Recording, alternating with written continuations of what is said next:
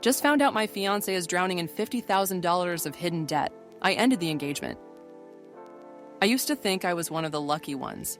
I met Ryan 5 years ago at a friend's barbecue, of all places. He was funny without trying too hard, charming without being fake, and the clincher, he actually listened when I talked. We started dating quickly, and by year 2, we'd moved in together. Everyone said we were couple goals. We were the kind of nauseating pair who finished each other's sentences and bickered about Netflix shows like we didn't have a care in the world. By year 4, we were engaged. It wasn't some over-the-top proposal, just him and me at home. Pizza box on the counter, a ring slipped into my hand when I least expected it. I cried. He cried. We both thought we'd found our forever. We lived in a modest 2-bedroom apartment just outside Chicago. I worked in marketing, he worked in IT. We weren't rich, but we were comfortable. He always said he was good with money, and I believed him because he'd talk about stocks and retirement accounts like he was Warren Buffett's long-lost nephew. He teased me about being too cautious with spending, how I always looked at price tags before I bought anything. Life's too short to nickel and dime, he'd say, throwing an extra bottle of wine or a gadget into our cart. I let him handle most of our shared bills. He liked being in control of that stuff, and honestly, I was fine with it. My paycheck went toward groceries, utilities, and putting some savings aside. His paycheck covered rent, car payments, and his investments. It worked, or at least I thought it did. Friends envied how solid we seemed. Even my parents, who were skeptical of everyone, adored him. They called him dependable. My mom used to say, some men just have that provider energy. He's one of them. I smiled every time she said it. I believed it. I built my entire future around it. But perfect pictures have cracks, and mine started showing in the smallest ways. It started with little things. A delivery here, a purchase there. Ryan loved gadgets. Smart speakers, new headphones, a new gaming console for stress relief. Every few weeks, another Amazon box showed up at our door. I teased him about it once, saying he had a shopping problem. He laughed it off. Relax, babe. I've got it covered. And because he always seemed calm, I believed him. But then came the credit card statements. He insisted on going paperless, but one envelope slipped through the mail slot one afternoon while he was at work. I opened it by accident, thinking it was mine. The balance was high, really high, but the payment due was marked as minimum paid. I felt a twinge of unease, but I rationalized it away. Maybe he had just made a big purchase he hadn't mentioned. Maybe he knew what he was doing. Ryan always knew what he was doing. We weren't extravagant people. We didn't vacation in Bora Bora or drive flashy cars. But Ryan always had this live a little streak. We'd go out to nice dinners, he'd tip generously, he'd order the expensive bottle of wine without blinking. Money comes and goes, he'd say, but nights like these, memories forever. And I let him. Because he made me feel like we were safe, like he was steering the ship. Meanwhile, I quietly saved. I had a separate account he didn't really ask about, and I didn't volunteer information. Not because I didn't trust him, but because I figured if we ever needed a cushion, I'd be ready. Turns out I was saving for the wrong storm. Our engagement period was bliss, or at least I thought it was. We toured wedding venues, argued over guest lists, laughed at the idea of spending $3,000 on flowers. He joked about wanting a food truck at the reception, and I pretended to hate the idea, but secretly loved how unserious he was. We looked like the perfect couple in every photo. We posted Instagram stories with captions like "Forever starts now" and people ate it up. But in hindsight, I realized he was a little too eager to push off certain conversations. When I mentioned combining finances after marriage, he'd shrug and say, "We'll figure it out later." When I asked about our long-term goals, buying a house, kids, retirement, he'd say, "One step at a time, babe. Why stress about the future?" I thought it was just his laid-back personality. I didn't know it was a smokescreen. If the first cracks were faint lines, the next few months were like watching someone take a hammer to glass. Tiny fractures spreading outward until the whole picture started to look unstable. It began with phone calls. Ryan was always private about his phone, but lately he'd step outside when it rang. Sometimes late at night. He'd tell me it was work emergencies, and because he was in IT, I didn't question it. But one night, I caught the caller ID reflection in the microwave door. It was a credit card company. When I asked, he brushed it off. "Oh, it's nothing." They just wanted to confirm some transactions. Fraud prevention. Happens all the time. I wanted to believe him, and I did. But the seed of doubt had been planted. Then there was the ATM run. We were out for dinner with friends, and suddenly Ryan excused himself before the check came. He came back 10 minutes later, cash in hand, insisting on paying the whole bill. Everyone thought it was generous. I thought it was strange. Why duck out like that? Why not just use his card like usual?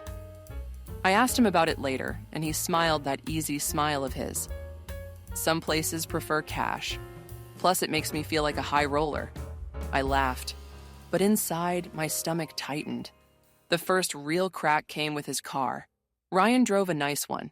Not luxury, but nicer than most in our circle. He always said he'd bought it outright years ago. A smart investment. But one day, while looking through the glove compartment for napkins, I found a payment receipt. Car loan. Ongoing. When I confronted him, he laughed. "Oh, that? Babe, I just told you I bought it to keep things simple. I didn't want you worrying about finances." "But why lie?" I asked. He kissed my forehead. "Because you stress enough about money. I wanted you to feel safe." And damn it, it worked. For a while. The next warning sign came when he went to a friend's bachelor party in Vegas. 3 days of radio silence. No texts, no calls. When he finally came home, he looked exhausted, pale, like someone had wrung him out. I asked how it was. "Fun, expensive, don't ask." That was all he gave me. And maybe I should have pushed harder, but I didn't. I told myself he deserved his privacy. Everyone has their indulgences, right? Planning the wedding started to show just how mismatched we were financially. I suggested a small ceremony, something affordable. He wanted a big party, band, open bar, the works. "Don't you want it to be memorable?" he asked. "Yes," I said, "but not at the cost of drowning in debt." He frowned. "You worry too much. I've got this covered." I pressed.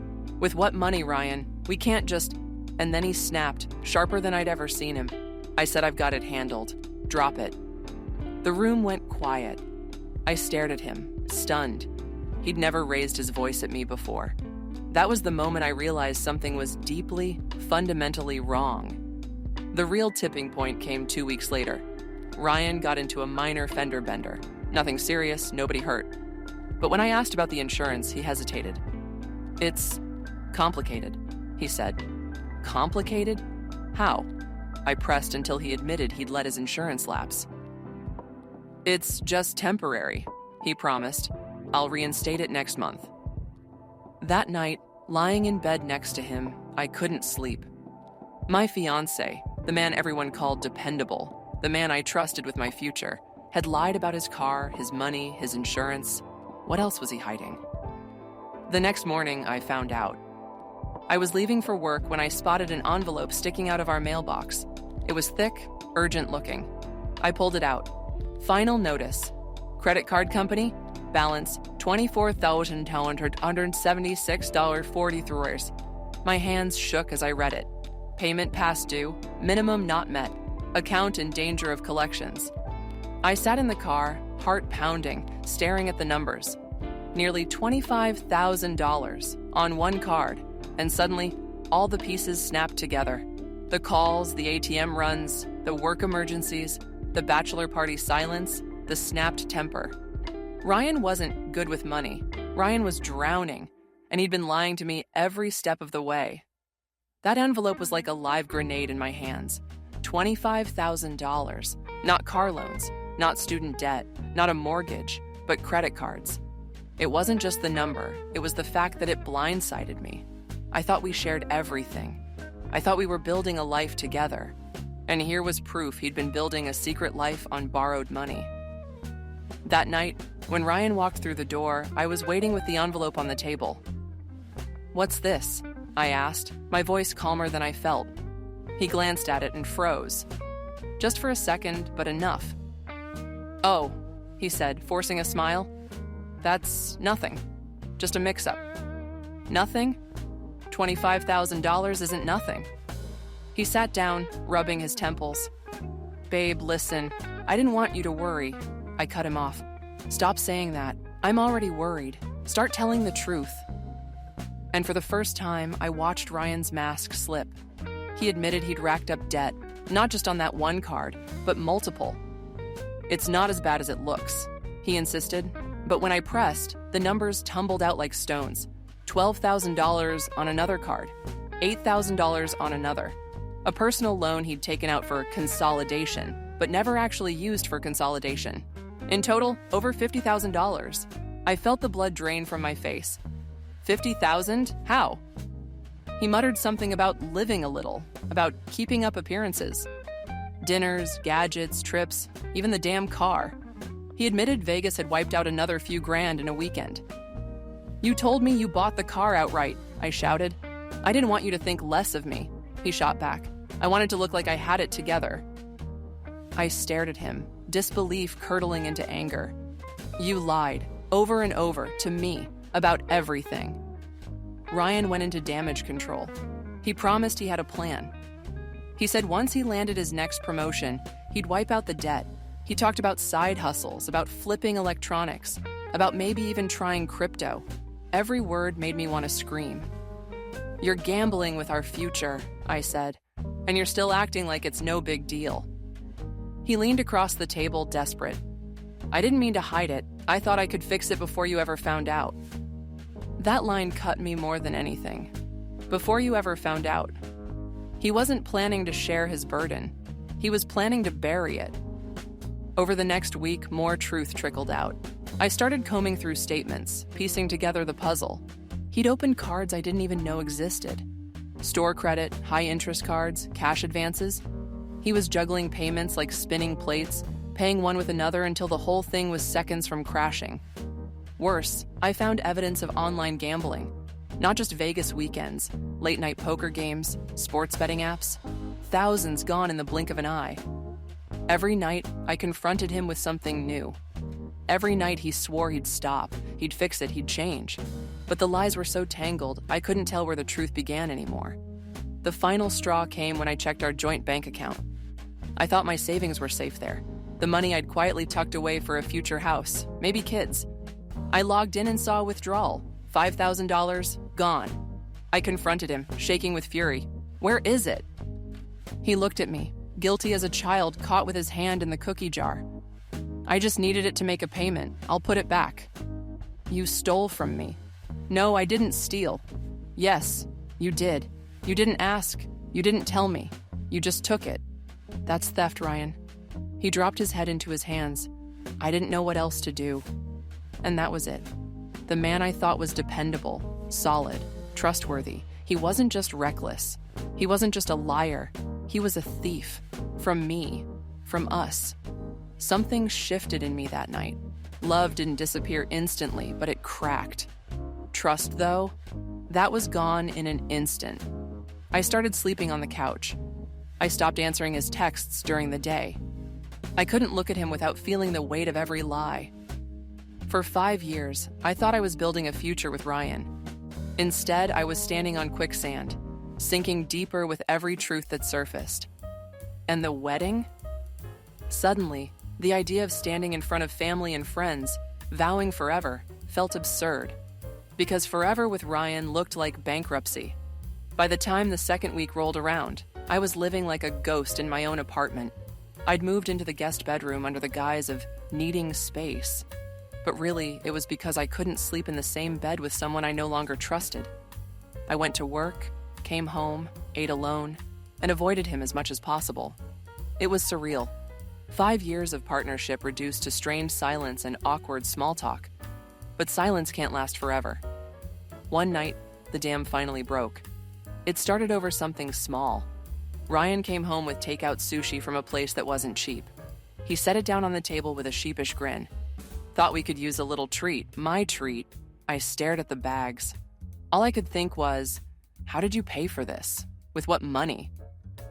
"Ryan," I said flatly, "please tell me you didn't use another credit card." His smile faltered. "Babe, come on. It's just dinner." "No," I snapped.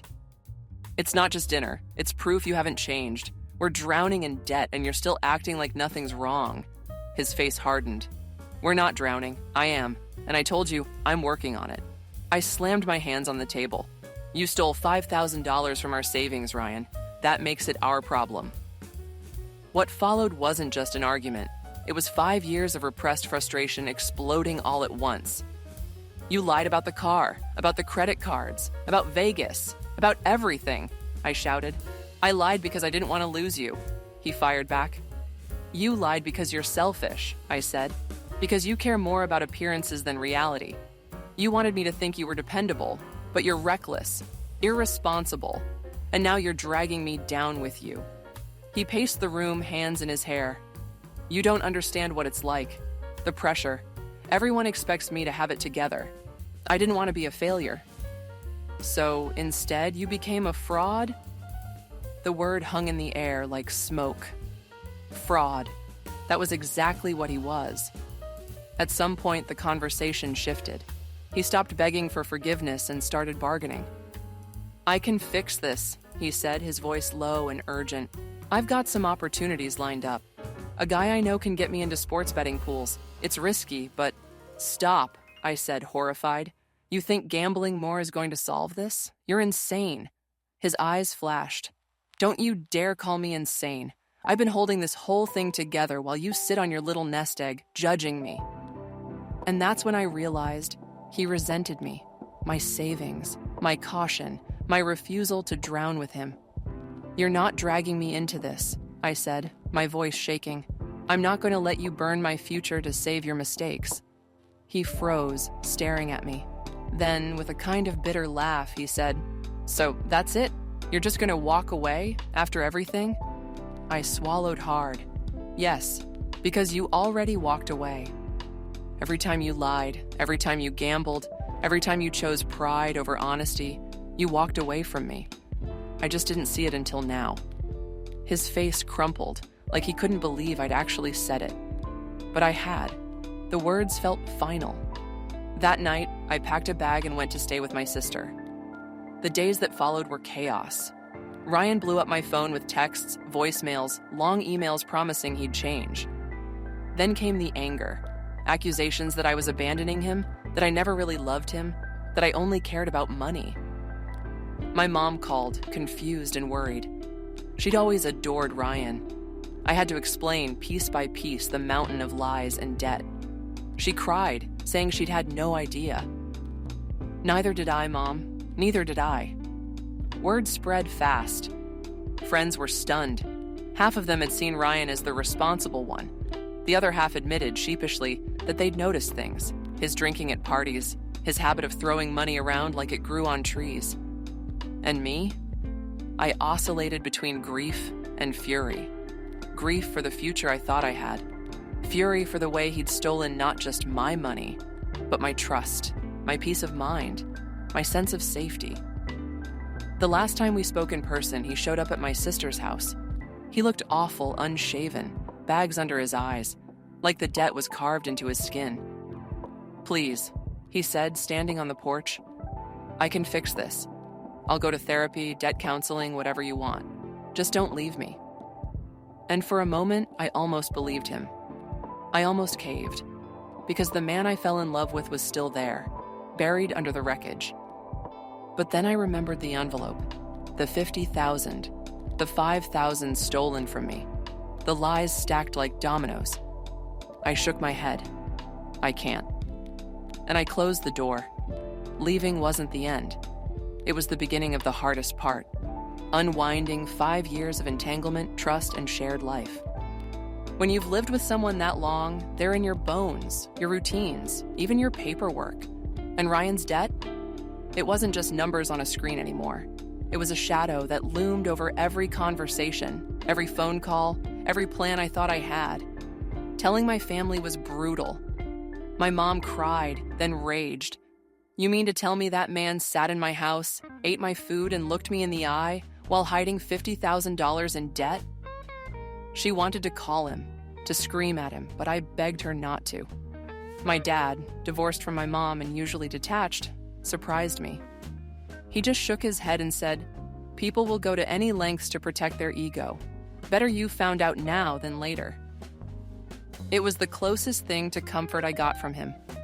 My sister, bless her, tried to keep me sane. She stocked her guest room with tea, wine, and a pile of blankets. "Stay as long as you need," she said, but I could feel her husband's discomfort, like my mess was bleeding into their tidy suburban life.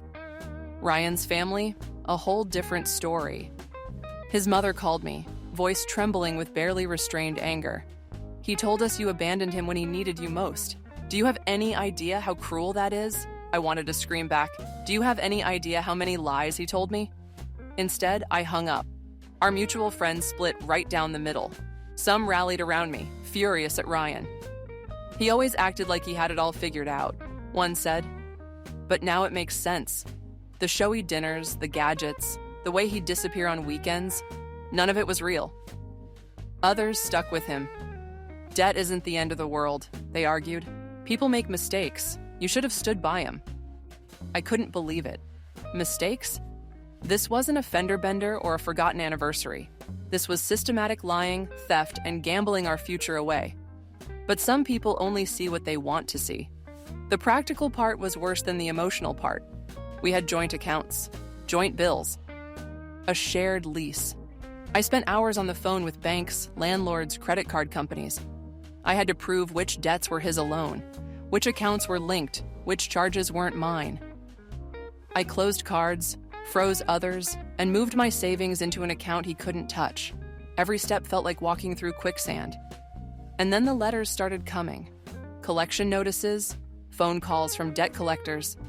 They weren't my debts, but because our names were on some accounts together, I was dragged into the mud.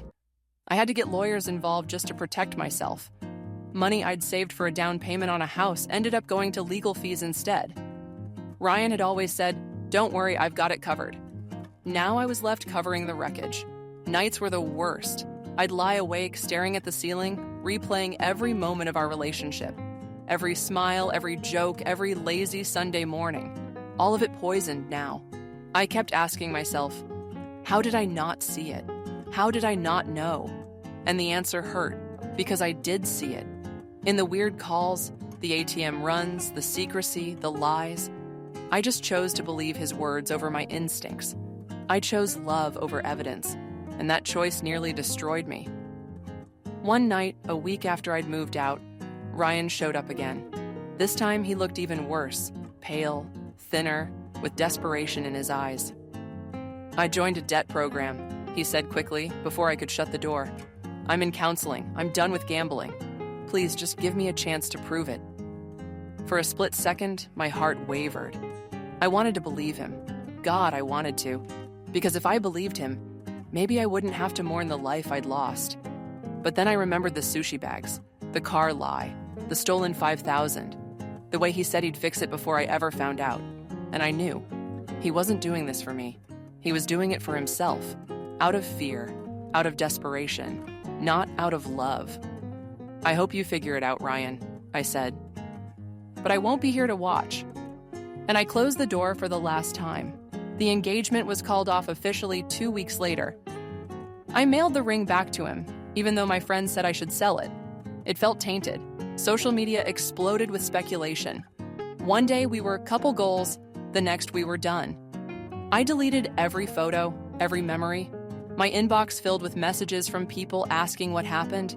I didn't respond. Because how do you explain to the world that the person you loved most was a stranger all along? Got it. Let's expand part 6, the aftermath, with another Persa 5K symbols of reflection, details, and emotional rebuilding, so the whole saga pushes toward your requested, we're 40K symbols length. I'll deepen the recovery process, social dynamics, dating aftermath, and the narrator's internal journey. The day I closed the door on Ryan for the last time, I told myself that would be the hardest part. Walking away from someone you love feels like tearing your own skin off. But the truth? That was just the beginning. Because after the explosion, you're left with the rubble, and rubble takes time to clear. Those first weeks were a fog. I'd wake up and, for a split second, forget. Forget the debt, the lies, the betrayal. Then it would crash back in, heavy and suffocating. My chest would tighten, my stomach would knot, and I'd lie in bed, staring at the ceiling, wishing it all away. Every object became a landmine. A hoodie of his left in the closet, A mug he bought on some just because date. Receipts crumpled in drawers. Each one a reminder of the man who was never who he said he was. I bagged them all eventually, tossing pieces of him into trash bags like evidence from a crime scene. Even music betrayed me. Songs we'd shared, playlists we'd made. I couldn't even listen to my car radio without stumbling into memories of him tapping the steering wheel, humming along like life was easy. I deleted whole playlists, and still, random lyrics could send me spiraling. Therapy was brutal but necessary. I remember the first session, my therapist asked, "What do you feel when you think about him?" I laughed bitterly, like I don't even know what was real. And that became the core of it. Not just grief for him, but grief for myself. For the version of me that believed. For the girl who thought she'd found stability, when in reality, she was being conned by someone she loved. My therapist had me journal. Every night I'd write letters, to him, to myself, even to the debt. Some letters were rage. How dare you take my money, my time, my love? Others were sorrow. I miss you, even though you don't deserve it. And slowly, those letters bled into something else. Clarity. Because once I started writing, patterns emerged. I saw how often I had justified his behavior, how often I silenced my instincts in the name of love. I saw the cost of giving someone the benefit of the doubt when they hadn't earned it. The financial side was a nightmare that dragged on for months. Debt collectors didn't care about broken engagements or betrayal. They wanted names, payments, signatures. I spent hours at my bank, filling out affidavits, proving my innocence. Every time I had to tell the story. No, I didn't authorize these charges. No, I didn't know about these accounts. No, I'm not responsible for his gambling. Each retelling was like reopening the wound. My savings was battered, not gone, but not what it had been. I had to use a chunk for legal fees, another to secure my own apartment, another to replace what had been siphoned out under my nose. But here's the thing. Every dollar I spent protecting myself felt like reclaiming ground, like rebuilding a wall he'd broken. Painful, yes, but also empowering. Friends surprised me. Some ghosted me completely. They didn't want to take sides, but in refusing, they did. Others leaned in hard, showing up with wine, late-night calls, offers to help me pack or just sit in silence. Weddings, birthdays, group hangouts got awkward. People whispered, speculated. I caught wind of stories Ryan had spun, that I'd bailed when things got tough, that I wasn't supportive. It stung, but it also revealed who actually knew me and who was willing to believe lies because they were easier than the truth. Even family wasn't simple. My mom stayed angry on my behalf, sometimes too much. He should be in jail for what he did, she'd rant. My dad was pragmatic. Consider it tuition in the school of hard knocks. My sister oscillated between comfort and frustration. You saw the red flags, Alex. You just didn't want to admit it. She wasn't wrong. About 8 months later, people started nudging me to get back out there. I wasn't ready. But one night, fueled by wine and loneliness, I downloaded a dating app. Disaster. Every profile felt like a lie waiting to happen. Every joke, every smile, every "I love to travel" bio. I read them like coded confessions of future betrayals. I went on 2 dates. The first was fine but flat. I felt nothing. The second ended when the guy pulled out his phone to pay, and I caught myself scanning the screen for bank balances. That's when I realized I wasn't healed yet, not even close. So I deleted the app, focused back on myself. Therapy, work, friends, stability. Recovery wasn't all doom. Slowly, I learned to enjoy small things again. Coffee on my balcony, cooking meals for one, binge-watching shows without someone rolling their eyes. I took a solo trip, something I'd always wanted to do but never dared. Standing on a beach alone, watching the sun sink, I felt something I hadn't felt in years. Peace. I also started running. At first, it was just to burn off anger, pounding the pavement until my lungs burned. But over time, it became ritual. Each mile a reminder, I'm stronger than I thought. Looking back, I see now that Ryan's debt wasn't the problem. The debt was the symptom. The real disease was dishonesty, pride, ego, his refusal to be vulnerable. If he had come to me early, admitted he was struggling, asked for help, Maybe we could have built something together. But instead, he chose lies. And lies rot everything they touch. And me? I learned that love without trust is just a trap. That ignoring your instincts is self-betrayal. That stability doesn't come from someone else taking care of you. It comes from building your own foundation. It's been over a year since the implosion. I'm still single, still cautious, but I'm also free. My apartment is small, but it's mine. My bank account is modest, but it's honest. My nights are quiet, but they're peaceful. Sometimes people ask if I miss him. The truth? I miss the idea of him. The version I thought existed. But the real Ryan? The man who lied, gambled, stole? No. I don't miss him at all. Because I didn't lose a partner. I escaped a prison.